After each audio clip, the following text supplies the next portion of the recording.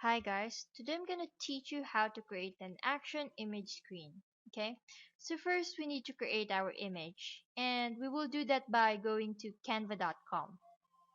As you can see, I'm already logged in here at my Canva account, so let's just proceed.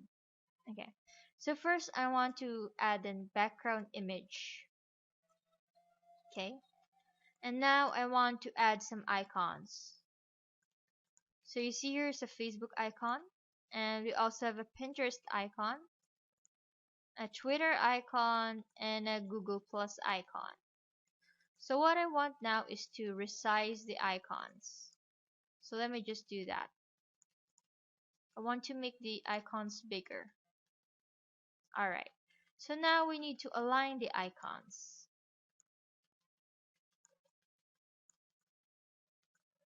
Okay. So now I want to add a shape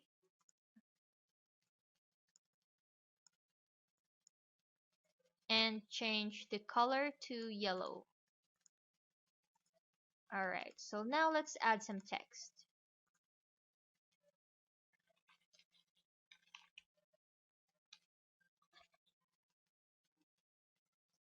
And then I want to change the font and then change the size. Okay. So now I want to add the back button, and last but not the least, let's add an exit button. Okay. So now that we're done, we need to click download and click the download button. Okay, so I already downloaded it earlier. And now let's go to mobincube.com and we will create our action image screen. Okay. So first we have to go to the screen tree. Just click here at the right corner. Click screen tree and then click the plus button. And let's add the name for our screen.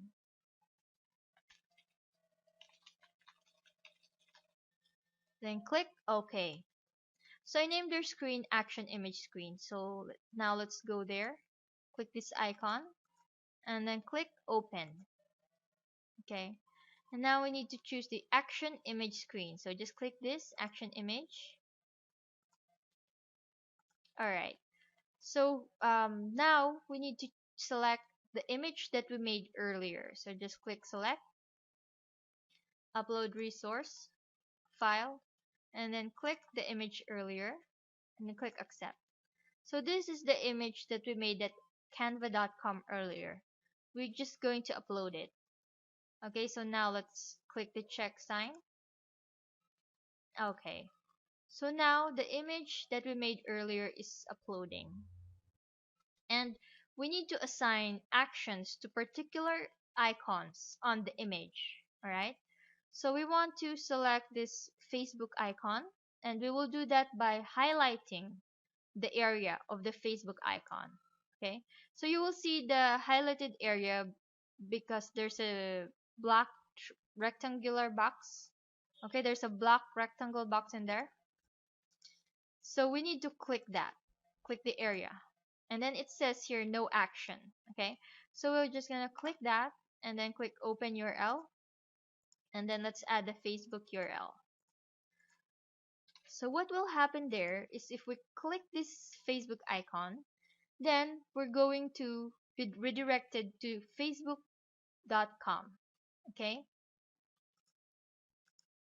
so now we're gonna do the same for the Pinterest icon.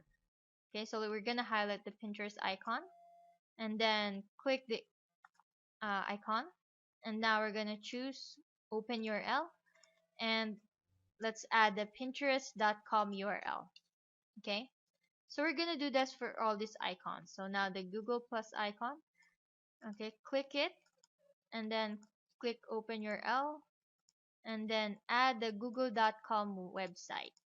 Okay, so we're gonna do this for Twitter. Just highlight the Twitter icon and click it and then click open URL and then add the twitter.com URL. So actually there are several actions here, not just open URL. We can choose go to screen, share, interstitial, do nothing, back, exit, play, stop, etc., etc. But because we have social icons, what we want is if we click this social icon, it will go to that social networking website. Okay, so if we click Facebook icon, we will go to facebook.com. Okay, that is what we want to happen. Okay, so you see this rectangular box here. We don't want that. Okay, so let's click it, and then that rectangular box is the area style. Okay, this is a rectangular marker area style. So what we want is to hide the area. So just click this and then click hide the area. Okay, click hide the area. So you can see here there are different types of area style: lighten the area, darken the area. Okay, but we want to hide the area. So let's do that for all these buttons we made. Click Pinterest icon, area style, hide the area. Okay, do this for Google as well. Hide the area. Okay, hide the area. All right. Okay, so you see here there's an exit icon. So we're gonna highlight that and then click it, and then we're gonna choose an icon. So since it's an exit icon, we want the action to be exit. So when we click this, it will exit the app. Okay, so just click here, exit. And then we're gonna highlight the go to menu area, click it, and then the action is gonna be go to screen, and it will go to the menu screen. So let's just click main screen. So when we click this go to menu, it will go to the menu screen or the main screen. And now let's highlight this back button, click it, and then what we want is it will have the back action. So let's just click back. Okay. So remember to make sure that there are no rectangular boxes here. So let's just click this and then click area style, hide the area. Okay. Go to menu, let's just hide the area. And this one is, we're gonna hide the area again. So let's just check again. Okay, everything is already hidden area.